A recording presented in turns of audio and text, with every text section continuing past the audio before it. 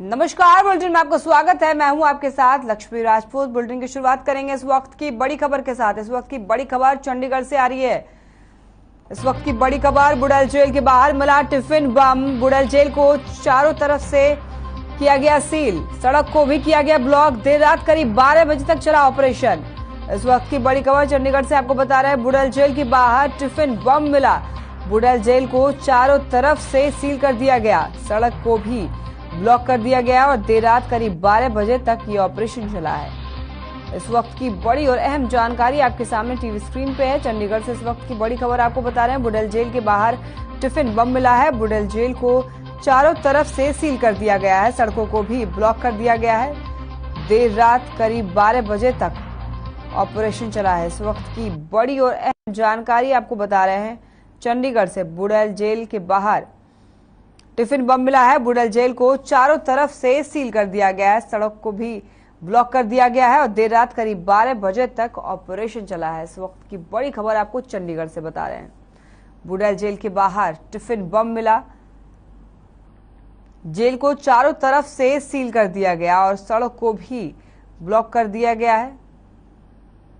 रात करीब 12 बजे तक ऑपरेशन चला है। इस वक्त की बड़ी खबर आपको बता रहे हैं, चंडीगढ़ से बुड़ैल जेल के बाहर टिफिन बम मिला।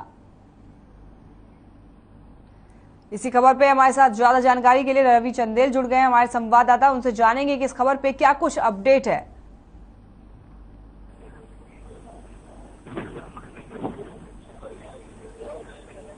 इस खबर पे हमारे साथ रवि चंदेल जुड़ गए हैं, हमारे संवाददाता। उनसे जानेंगे इस खबर पे क्या कुछ अपडेट है। कल रात 12 बजे तक ये ऑपरेशन चला है, बुड़ैल जेल के बाहर टिफिन बम मिला है। रवि चंदेल, बताएं इस पे क्या है पूरी जानकारी, क्या अपडेट है इस खबर पे। जी लक्ष्मी, आपको बताना चाहूंगा कि चंडीगढ़ स्थित बुड़ैल जेल में जो है कल देर शाम जो है काफी अफरा तफरी का माहौल देखने को मिला, जब पुलिस को एक गुप्त सूचना के आधार पर यह पता लगा कि एक बुड़ैल जेल के बाहर जो है एक टिफिन बॉम्ब जो है वो रखा गया, जिसके बाद पुलिस द्वारा जो है वो आर्मी चंडी मंदिर स्थित आर्मी बॉम्ब स्क्वाड को और साथ ही साथ डॉग स्क्वाड को जो है वहां पे बुलाया गया। काफी देर जो है गहमा गहमी का माहौल रहा। इस बीच जो जानकारी मिली उसके अनुसार जो है डेटोरेंट और कुछ एक बम के जो सामग्रियां मिली है उनको लेकर जो है आर्मी ने उनको अपने कब्जे में लेते हुए बम को लेकर जो है आर्मी अपने देश में चले गए थे। तो अभी तक की जो अपडेट है उसमें यह है कि जो बॉम्ब मिला था उसको लेकर काफी अफरा तफरी का माहौल जो है वो पैदा हो गया था वहां पे, लेकिन उसके बाद से जब आर्मी ने मोर्चा संभालते हुए इस पूरे मामले को जो है अब जो है टिफिन बॉम्ब को जो है वो आर्मी बॉम्ब स्क्वाड जो है उसको साथ ले गई है। जी रवि चंदेल, इस पे कौन कौन वहाँ पे टीमें मौजूद रही ऑपरेशन के दौरान? जी आपको बताना चाहूंगा कि इस पूरे ऑपरेशन के दौरान जो है चंडीगढ़ पुलिस और साथ पंजाब पुलिस और साथ ही साथ अगर हम बात करें तो आर्मी की बॉम्ब स्क्वाड और डॉग स्क्वाड जो है ये तमाम स्क्वाड थे जो सिक्योरिटी फोर्सेस थी वहां पे मौजूद थी और आर्मी ने इसे अपने पूरे मामले को अपने अंदर लेते हुए टिफिन बॉम्ब जो मिला था उसको लेकर जो है वो अब उसको डिफ्यूज करने की कार्रवाई जो है वो अपने बेस एरिया में जाके करने की कोशिश की जाएगी। जी बिल्कुल रवि, तो सड़क को भी वहां पे ब्लॉक कर दिया गया था और बुड़ैल जेल के चारों तरफ जो है वो सील कर दिया गया था, तो क्या अब दोबारा से सड़क को खोल दिया गया है? जी बिल्कुल, रात 12 बजे तक जिस तरीके का गहमा गहमी का माहौल रहा, जब बॉम्ब स्क्वाड टीम जो है बॉम्ब को लेकर वहां से रवाना हुई, उसके बाद जो है ट्रैफिक को जो है वो खोल दिया गया और लगातार ट्रैफिक का आवागमन जो है वो सुचारू रूप से चल रहा है। जी बिल्कुल रवि, तो छानबीन के दौरान कुछ ऐसी ऐसी हमारे पास जानकारी आई कि किस तरीके से ये जो है बम रखा गया वहां पे, क्या इसके पीछे वजह थी, किसने रखा, ऐसी कोई जानकारी? देखिए, इस पूरे मामले को लेकर अभी से कुछ कहना जो है काफी जल्दबाजी रहेगी। जिस तरीके से आर्मी ने इसे अपने अंदर इस पूरे ऑपरेशन को अपने अंदर लिया, उसके बाद टिफिन बॉम्ब को जो है आर्मी ने अपने साथ जो है डिफ्यूज करने के लिए लेकर गए, तो इस पूरे मामले में जब तक कोई आधिकारिक पुष्टि नहीं होती है कि किसके पीछे किसका हाथ था, कब तक ये बॉम्ब था, उससे पहले कुछ भी कहना जो है काफी जल्दबाजी रहेगा। जी बिल्कुल रवि, आपका बहुत बहुत धन्यवाद इस खबर पे ज्यादा जानकारी देने के लिए।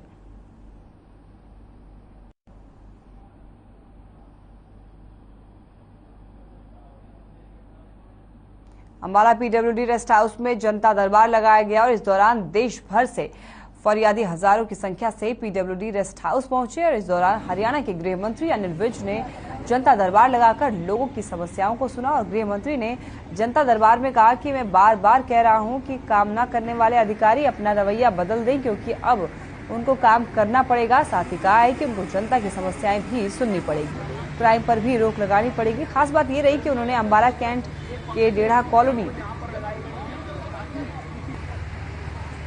आपको बताते चलें कि उन्होंने कहा है कि अंबाला कैंट की डेढ़ा कॉलोनी में नशा तस्कर के मकान पर बुलडोजर चलाने का उदाहरण देते हुए पूरे हरियाणा में अधिकारियों को निर्देश दिए हैं कि इस प्रकार का जो भी कार्य करेगा उस पर कार्रवाई करें। अंबाला पीडब्ल्यूडी रेस्ट हाउस में जनता दरबार लगाया गया। पंजाब सरकार अभी उनको पूरे राजनीतिक मुद्दों की जानकारी, उनको ये पता होना चाहिए कि चंडीगढ़ का मुद्दा SYL के पानी और हिंदी भाषी क्षेत्रों के साथ जुड़ा हुआ है। उनको इसका मालूम नहीं था। वो चंडीगढ़ लेना है तो SYL का पानी आपको देना पड़ेगा, उनको इसका पता नहीं।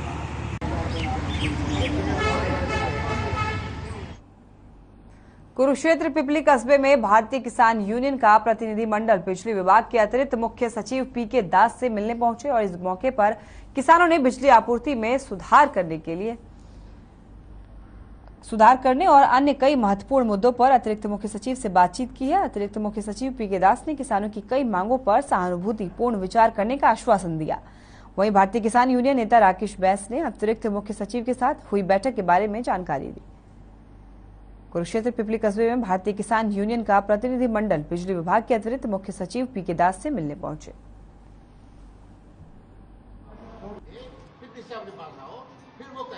आज हम एक शिष्टमंडल हमारे यहाँ पे श्री PK दास जी आए हुए थे, तो उनसे लेकर बिजली की समस्याओं को लेकर हम मिले थे, जिसमें हमने एक तो 8 घंटे खेत की लाइट के लिए हमने बात रखी। दूसरा मुद्दा हमने रखा कि जो पुराने कनेक्शन ट्यूबवेलों के हैं उनके ऊपर से ड्रिप सिस्टम का जो इन्होंने रखा सिस्टम लगाया हुआ है उसको शर्त को हटाया जाए। जो हमने पॉइंट रखे थे उन्होंने हाँ तो की है, लेकिन ये पता नहीं वो कहते हैं भी उसके बाद देखेंगे, दोबारा बात करूँगा, आप इनका सारा रिकॉर्ड दे देना। और एक हमारा जो सब डिवीज़न था जो मथाना के वो पिपली खोल रखा है, उसका भी हमने ऑब्जेक्शन किया था भी मथाना में खुलना चाहिए। तो वो कह रहे चल तो मथाने के नाम ही से रहा, कहीं बिल्डिंग मिल जाएगी तो हम वहाँ खोल दें। तो अब ये पता नहीं, ये काफ़ी समय से पहले भी हमने इनको किया था, लेकिन मान तो गए थे, लेकिन अभी तक किया नहीं। अब आज ऑब्जेक्शन रखा तो इन्होंने कहा हम कर दें।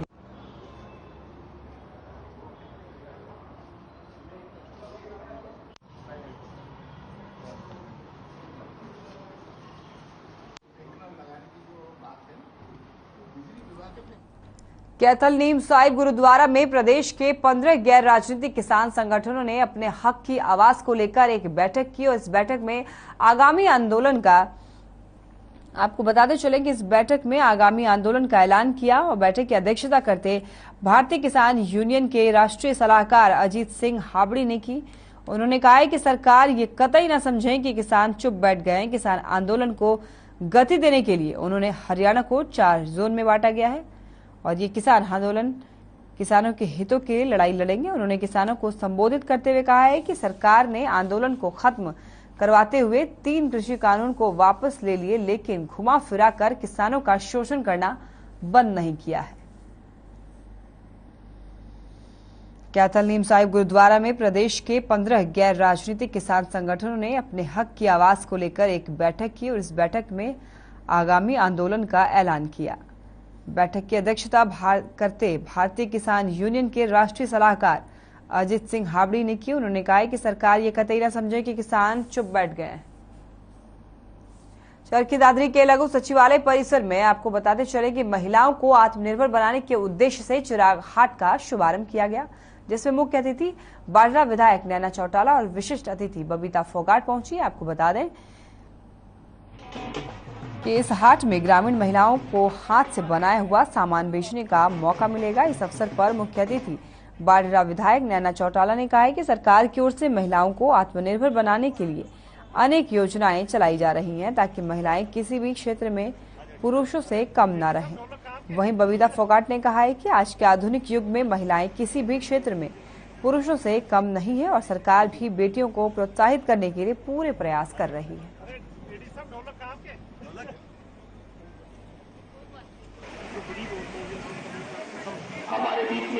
के लिए बेटी बचाओ बेटी पढ़ाई अभियान जो माननीय प्रधानमंत्री जी ने इस अभियान की शुरुआत की थी, उसी का ही एक पहल, एक जागरूकता लोगों के अंदर और महिलाओं को आत्मनिर्भर बनाने के लिए ये एक प्लेटफॉर्म दिया गया है कि महिलाएं जो अपने घर में जो अपने हाथों से जो हैंडमेड जो चीजें बनाती हैं, ये प्लेटफॉर्म देके यहाँ पे, ताकि वो सैटरडे संडे आके यहाँ पे अपना सामान बेच सके और आत्मनिर्भर बन सके। मुख्यमंत्री अंत्योदय परिवार उत्थान योजना के तहत हरियाणा सरकार द्वारा जो 1,80,000 से कम आमदनी वाले जो व्यक्ति इस जिला में हैं, उनके उत्थान के लिए पहले भी पूर्व में भी जो मेले लगाए गए थे, उसी की निरंतरता में एक ये प्रयास किया गया चिराग के नाम से, Charkhi Dadri rural artisan gathering के नाम से, चिराग के नाम से ये दादरी हाट बनाई गई है। पलवल के होडल अनाज मंडी में पिछले साल की अपेक्षा इस साल लगभग 8 लाख क्विंटल गेहूं की खरीद कम हुई है। अब की बार 4 लाख क्विंटल गेहूं की खरीद की गई है, जबकि पिछले साल अब तक 12 लाख क्विंटल गेहूं की खरीद की जा चुकी थी। मार्केट कमेटी के सेक्रेटरी मनोज पराशर ने कहा है कि अनाज के रेट बढ़ने की वजह किसानों ने और कुछ लोगों ने गेहूं का स्टॉक कर लिया है। सरसों की पैदावार भी ज्यादा हुई है, जिस वजह से अब की बार गेहूं की कम खरीद की गई है। खास बात यह है कि 8 लाख क्विंटल के अंतर में सबको हैरत में डाल दिया है। पलवल के होडल अनाज मंडी में पिछले साल की अपेक्षा इस साल लगभग 8 लाख क्विंटल गेहूं की खरीद कम हुई है। अब की बार 4 लाख क्विंटल गेहूं की खरीद की गई है, जबकि पिछले साल अब तक 12 लाख क्विंटल गेहूं की खरीद की जा चुकी थी। मार्केट कमेटी के सेक्रेटरी मनोज पराशर ने कहा कि अनाज के रेट बढ़ने की वजह किसानों ने और कुछ लोगों ने की वजह से हुआ है। उन्होंने गेहूं को स्टॉक कर लिया है।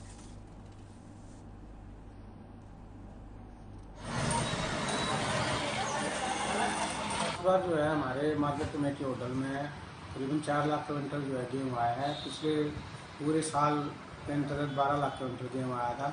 इस बार प्राइवेट जो गेहूँ है उसकी आवक थोड़ी ज़्यादा रहने की संभावना है, क्योंकि मार्केट में बाहर थोड़ा रेट ज़्यादा है। तो पिछले साल के अपेक्षा सर अब की बार कितना कम आया? पिछली बार जो है पूरे सीजन में अब तक तो 8 लाख क्विंटल गेहूँ आया था। आप आज की डेट से कंपेरिजन करें तो पिछले और सालों इस साल 4 लाख क्विंटल गेहूँ आ चुका है। पानीपत में गुरु तेग बहादुर साहिब के 400वें प्रकाश पर्व पर कार्यक्रम का आयोजन किया जा रहा है, जिसमें देश विदेश से 1 लाख लोगों के पहुंचने की उम्मीद है, जिसकी तैयारियों को लेकर प्रशासन लगातार दिन रात एक किए हुए हैं। वहीं पंडाल के दोनों तरफ लंगर की व्यवस्था भी की गई है। आपको बता दें कि 40 से 50 समाजसेवी संस्थाएं ऐसी हैं जो ठंडे पानी, लस्सी, जूस व्यवस्था 40 से 50 समाजसेवी संस्थाएं ऐसी हैं जो ठंडे पानी, लस्सी, शरबत, खाने पीने की स्टॉल लगा रही हैं, ताकि आने जाने वाले लोगों को कोई परेशानी ना हो। आपको बताते चलें कि कार्यक्रम मुख्यमंत्री मनोहर लाल और पूर्व मुख्यमंत्री भूपेंद्र सिंह हुड्डा के साथ साथ पंजाब के मुख्यमंत्री भगवंत मान भी शिरकत कर सकते हैं। वहीं करनाल लोकसभा के सांसद संजय भाटिया ने कार्यक्रम को आपको बताते चलें कि कार्यक्रम को लेकर जानकारी देते हुए बताया है कि हमारी पूरी तैयारियां हैं और कार्यक्रम को भव्य बनाने के लिए किसी प्रकार की कोई कसर नहीं छोड़ी जाएगी। गुरु तेग बहादुर का प्रकाश पर्व मनाया जाएगा। पानीपत में ये भव्य कार्यक्रम होगा। शायद अपने जो SGPC हैं या दिल्ली गुरुद्वारा प्रबंधन कमेटी है, उनकी तरफ से भी मैसेज आए हैं। सरना साहब भी शायद आने वाले हैं, काफ़ी संगत आने वाली है। पंजाब से, हिमाचल से, पोंटा साहब से भी मैसेज आया है। उनके प्रतिनिधि यहाँ पर पहुँचेंगे और जो भी संत महापुरुष यहाँ पर आएंगे उनको विशेष रूप से हमारे मंत्री हैं हरियाणा सरकार के कंवरपाल जी, और दूसरे मंत्री हमारे देवेंद्र बबली जी, और हमारी बहन सुनीता दुग्गल जी, यहाँ की मेयर अवनीत कौर जी, उनको स्वागत करेंगे। और जो पवित्र जल अमृतसर साहब से, दरबार साहब से, पवित्र सरोवर से हम लेके आए हैं, उनका भी एक एक स्मृति और यादगार के रूप में उनको दिया जाएगा। कल सुबह 9 बजे यहाँ पे गुरु ग्रंथ साहब का प्रकाश हो जाएगा और उसके बाद अटूट दर्शन और अटूट लंगर गुरु इच्छा तक चलते रहेंगे। हमारा अनुमान है 1 लाख सवा लाख से ज़्यादा के संगत के पहुँचने की संख्या का हमें पर आभास है। और जहाँ तक आप देख रहे हैं कि कोई भी कमी नहीं रहने दी जाएगी। मेडिकल कैंप भी लगाया जा रहा है, जहाँ पे संगत को मुफ्त में दवाई और चेकअप भी होगा। देखिए यहाँ ना 2 लंगर बनाए हैं, लंगर 1 और लंगर 2। तो लंगर 1 की जो सेवा है ये अपने 2 गुरुद्वारे हैं, एक गुरुद्वारा इसराना का और दूसरे गुरुद्वारा जो अपने करनाल से, वो मिलके इसको कर रहे हैं। यहाँ ताज़ा खाना जो है मिलेगा, जिस तरीके से गुरुद्वारों में होता है उसी तरीके से। तो तैयारियां हमारी सारी पूरी हो चुकी हैं। यहाँ पीछे आप देखें, सुबेरे 6 बजे से जो संगत के लोग हैं वो लगे हुए हैं, उन्होंने अपनी पूरी तैयारियां कर ली हैं और यहाँ हमने करीब 1,00,000 1.5 लाख लोगों के खाने का जो है प्रबंध किया हुआ है।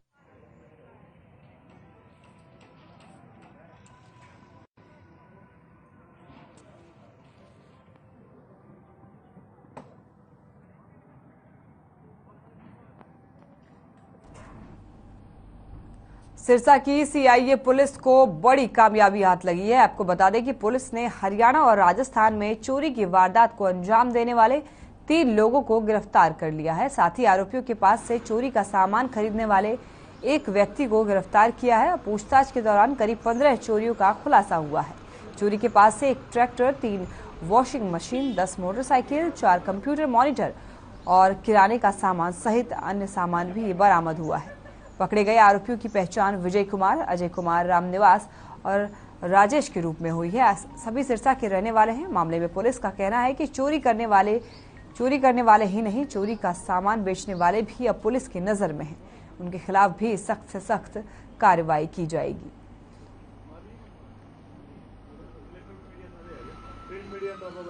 ये सीआईए सिरसा इंस्पेक्टर प्रदीप के नेतृत्व में हमने एक अंतर्राज्यीय गिरोह है जो कि राजस्थान और हरियाणा में चोरी की वारदातें ये लोग करते थे, वो भी, और साथ ही जो चोरी का सामान खरीदता था उसको भी हमने काबू किया है, जिसमें अभी एक ट्रैक्टर, 10 मोटरसाइकिल, 3 वॉशिंग मशीन है और अन्य भी बिजली के कुछ सामान हैं, जैसे इन्वर्टर हो गया, 4 कंप्यूटर मॉनिटर्स हैं।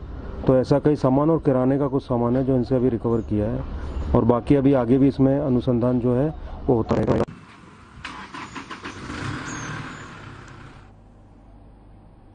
हरियाणा में इन दिनों बिजली किल्लत एक गंभीर समस्या बनी हुई है। घंटों के लग रहे कट ने न केवल आम लोगों को बल्कि उद्योगपतियों की चिंताओं को भी बढ़ा दिया है। गुरुग्राम के उद्योगपतियों की माने तो उन्हें इससे भारी नुकसान उठाना पड़ रहा है। देखिए इस रिपोर्ट में।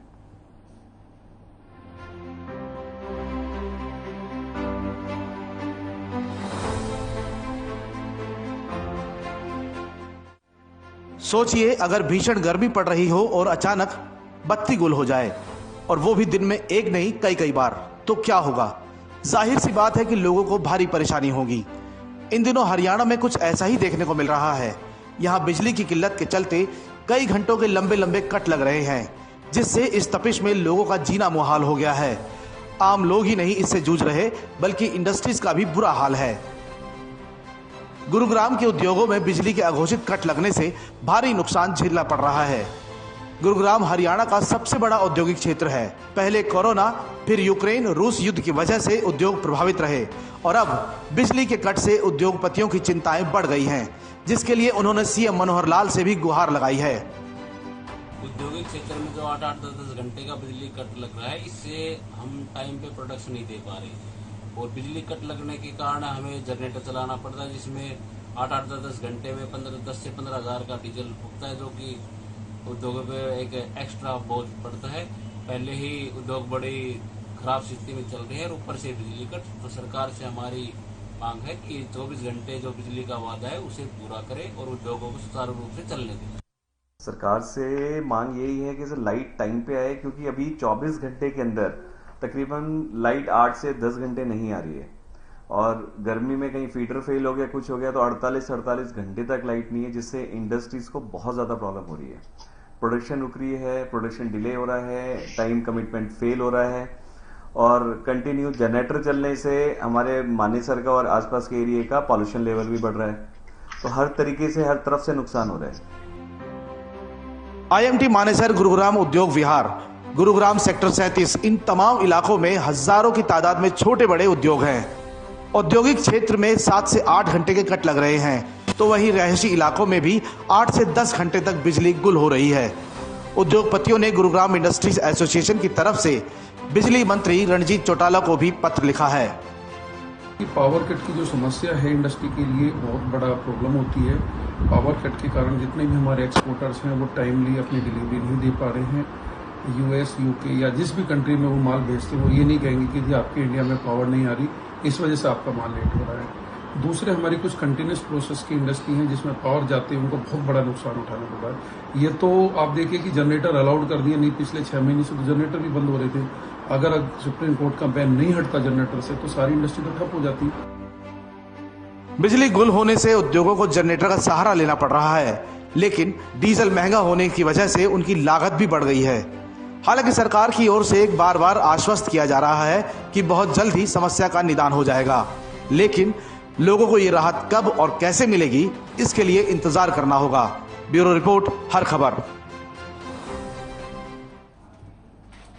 चलिए फिलहाल के लिए बुलेटिन में बस इतना ही। देखते रहिए हर खबर। नमस्कार।